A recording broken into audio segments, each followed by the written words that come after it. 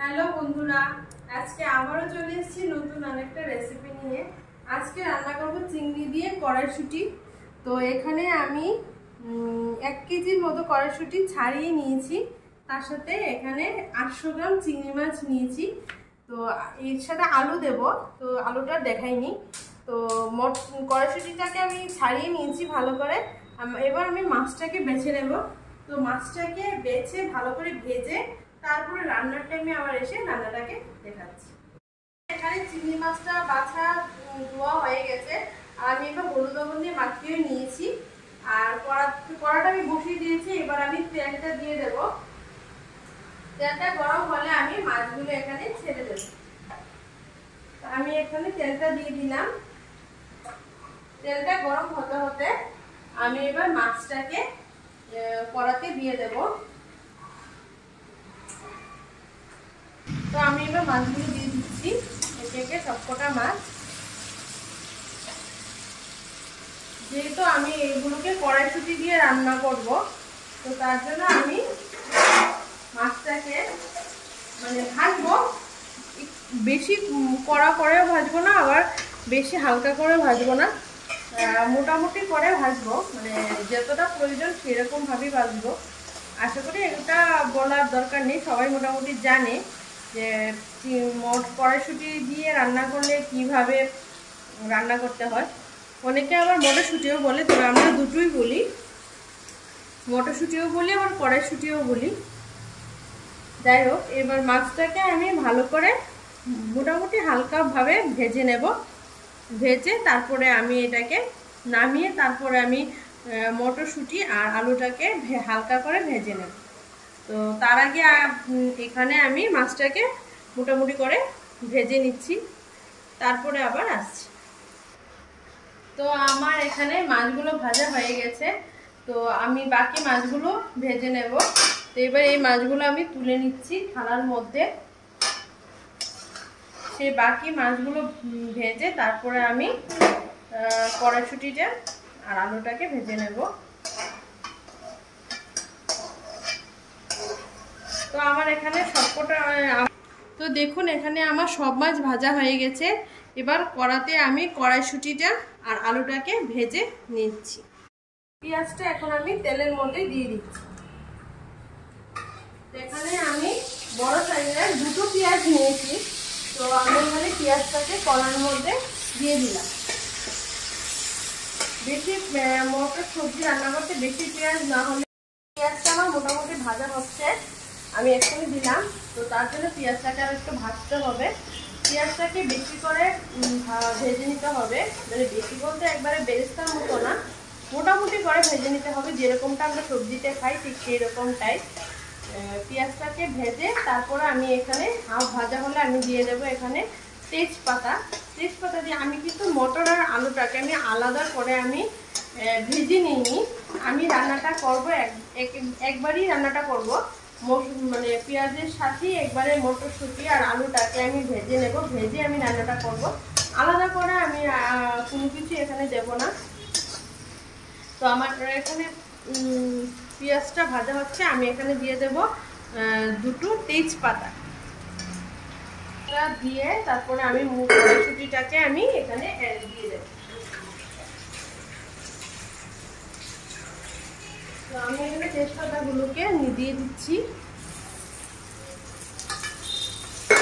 এবার আমি এখানে পেঁয়াজটা যেহেতু হাফ ভাজা হয়ে গেছে, আবার যখন আমি কড়াইশুঁটিটা আর আলুটা দেবো তখন কিন্তু আরেকটু ভাজা হবে।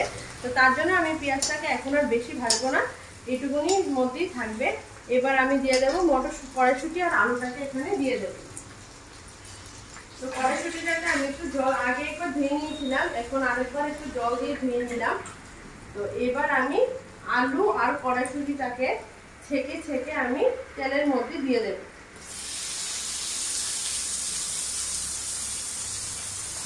অনেকে ভেজে নেয়, তবে আমি আজকে ভেজে নেব না, আমি আজকে একবারই রান্নাটা করব। আমি চিংড়ি মাছ দিয়ে যেহেতু রান্নাটা করব, তার জন্য আমি একটু আমার পদ্ধতি রান্নাটা করছি।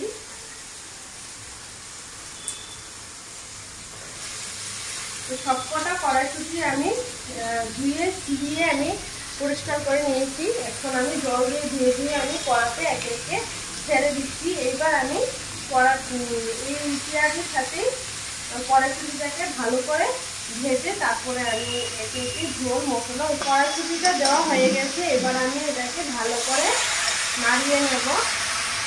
এবার আমি এখানে দিয়ে দেব আর সামান্য পরিমাণে হলুদ আর সামান্য পরিমাণে লবণ।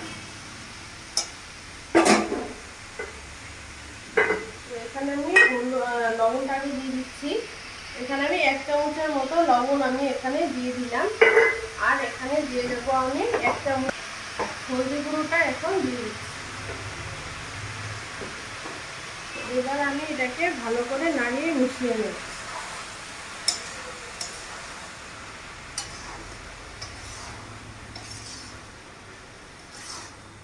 মিশানোটা হয়ে গেলে আমি এখানে জল দিয়ে দেব। জল দিয়ে আমি কিছুক্ষণ ঢেকে রেখে দেবো। তারপরে মশলাপাতি একটু যখন আলুটা আর কড়াইশুঁটিটা সেদ্ধ হয়ে যাবে তখন আমি এখানে মশলাটা এড করব। তো এখন আমার মোটামুটি ভাজা হয়ে গেছে। এখন আমি এখানে জলটা দিয়ে ঢেকে দেব। কিছুক্ষণ ঢাকা থাকার পর তারপরে গিয়ে ঢাকনাটা খুলব। তো এখানে আমি জলটা দিয়ে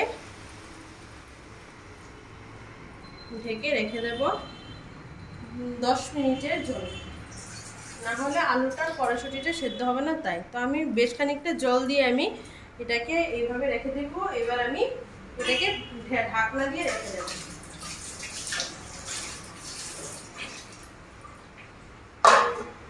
তো 10 মিনিট পরে আবার আসছি। তো আমার এখানে 10 মিনিট হয়ে গেছে। এবার আমি ঢাকনাটাকে তুলে দেখবো যে কতটা সেদ্ধ হয়েছে কিনা। জলটা আমার প্রায় মোটামুটি শুকিয়ে গেছে। আলুটা দেখবো সিদ্ধ হয়েছে কিনা। হ্যাঁ, আলুটাও ভালোভাবে সেদ্ধ হয়ে গেছে, কড়াইশুঁটিটাও সেদ্ধ হয়ে গেছে। এবার আমি এখানে মশলাটা দিয়ে দেব। আমি আলাদা করে সেদ্ধটা করলাম না, একসাথে নিয়ে করে নিলাম। এবার আমি এখানে একে একে মশলাটা দিয়ে দিচ্ছি। তো সবার আগে আমি এখানে ধনে পাউডার দেব 1.5 চামচ, জিরে পাউডার দেব 1 চামচ, আর এখানে সামান্য পরিমাণে হলদি আর কাশ্মীরি লঙ্কার গুঁড়ো আমি সব রান্নাতে দিই, এটাতেও দিলাম। আর এখানে দিয়ে দেব, এখানে লবণ আমি আগে দিয়ে দিয়েছিলাম। আর এখানে সামান্য পরিমাণ স্বাদ পরিমাণ মতো আমি এখানে চিনি দিয়ে দেব 1 চামচের মতো, মানে যতটা মানে স্বাদটাকে ব্যালেন্স করার জন্য। তো এবার আমি এটাকে ভালো করে মশলার সাথে মিশিয়ে নেব। এখানে আর এক্সট্রা জল দিতে হলো না, যেহেতু এখানে কড়াইশুঁটিতে জল ছিল, সেদ্ধ করার জন্য জল দিয়েছিলাম। তো এখানে কড়াইশুঁটি থেকে জলটা ভালোভাবে উঠে গেছে। তো এখানে আমি দিয়ে দেবো লঙ্কার গুঁড়ো। এখানে আমি লঙ্কার গুঁড়োটা দিইনি, লঙ্কার গুঁড়োটাও আমি এখানে দিয়ে দিচ্ছি। এটাও আমি স্বাদ পরিমাণ মতোই লঙ্কার গুঁড়োটা দেবো, যতটা যে ঝাল খেতে পারে।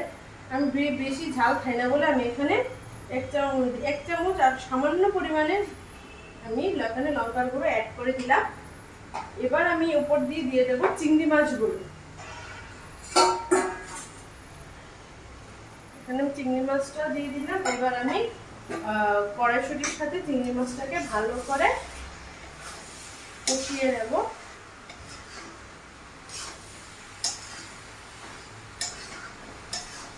চিংড়ি মাছ দিয়ে কড়াইশুঁটি রান্না করলে ভালো লাগে খেতে। আর তাতে একটু ধনেপাতা দিলেও ভালো লাগে, তবে আমি আজকে ধনেপাতাটা দেবো না। আমি আজকে ধনেপাতাটা ছাড়াই রান্না করেছি, একদম সিম্পল প্রসেসে রান্না করেছি, যাতে সবাই রান্না করতে পারে এরকম করে। তো আমার এখানে মোটামুটি দেওয়া হয়ে গেছে, সেদ্ধ হয়ে গেছে সবজিটা। এবার আমি এখানে সামান্য পরিমাণে ঝোল দিয়ে দেবো, কারণ ঝোল ছাড়া তো খাওয়া সম্ভব না। আর কড়াইশুঁটি ঝোল ছাড়া ভালো লাগবে না, তার জন্য আমি সামান্য পরিমাণে আমি এখানে ঝোল আমি এড করে দিলাম।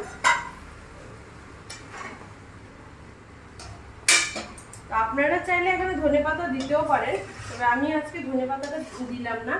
আজকে আমি শুধু চিংড়ি মাছ কড়াইশুঁটি দিয়ে রান্না করলাম, একদম সিম্পল প্রসেসে।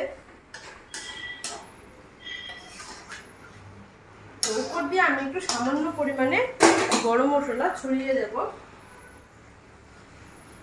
একদম অল্প পরিমাণে গরম মশলা এখানে দিয়ে দিতে হবে।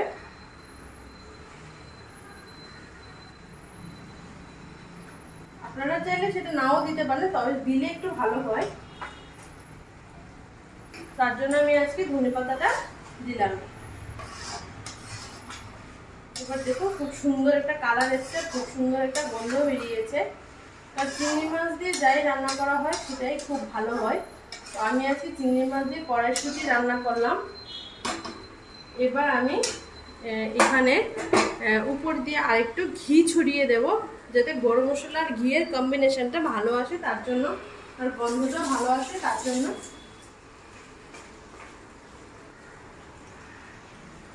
তো আমি এখানে সামান্য পরিমাণে ঘি একটু দিয়ে দিচ্ছি, যাতে গরম মশলার সাথে কালারটাও ভালো আসে আর গন্ধটাও ভালো আসে তার জন্য।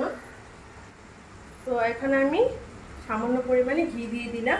আপনাদের যদি কারো হার্টের সমস্যা থাকে তাহলে না দিলেও চলবে, তাহলে দিলে ভালো লাগবে খেতে। তো আমার রান্না কিন্তু প্রায় পুরোপুরি কমপ্লিট।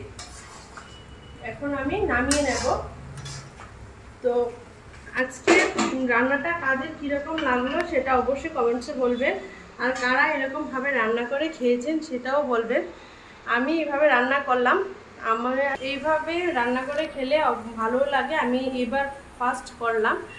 আর আপনাদের কাদের কাদের চিংড়ি দিয়ে কড়াইশুঁটি ভালো লাগে সেই সবজিটা অবশ্যই কমেন্টসে বলবেন।